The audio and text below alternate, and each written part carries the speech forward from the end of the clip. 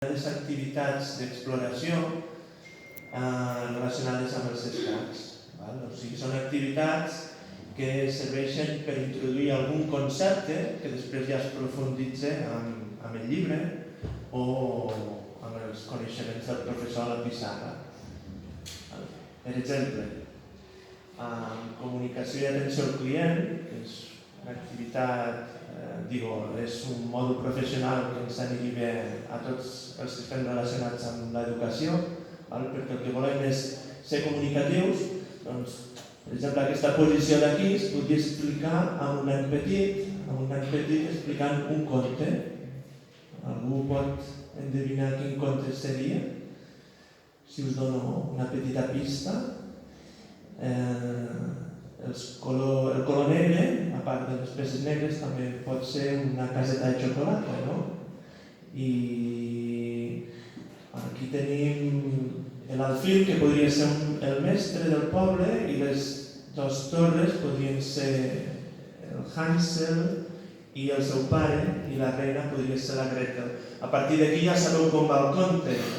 El Hansel és el primer que menja la xocolata. Si tinguéssim més temps, desenvoluparíem la reflexió, però veieu en aquesta diapositiva una mica com evoluciona. I aquí ja tenim una altra activitat per fer palesa les barreres físiques. Les barreres físiques com aquells alumnes que tenim en una classe massificada assentats a l'última fila. Mireu aquesta reina, que és la peça més potent, està a l'última fila i al seu cantó té un cavall. I està clar que les peces blanques estan millor.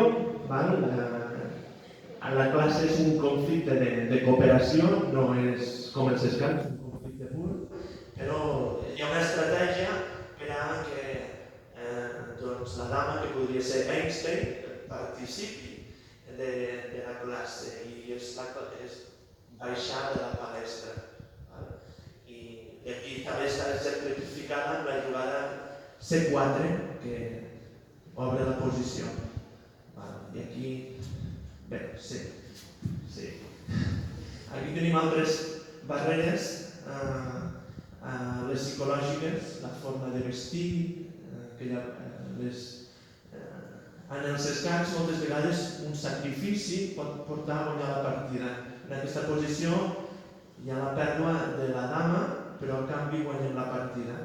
I després tenim el dafo, que vaig tenir la possibilitat d'explicar aquesta posició a les segones jornades d'escacs de la Universitat de Lleida. En aquesta posició el negre té unes determinades fortaleses i oportunitats que compensen les amenaces de coronació del blanc i les debilitats molt grans perquè estem amb material de menys. I per anar acabant, hem treballat també el pla de màrqueting i el pla, hem fet una base de dades d'Access amb la llibreria personal d'escacs i aquí hi ha el pla de producció del llibre que vam fer amb el Jordi, que també això són continguts curriculars de gestió administrativa.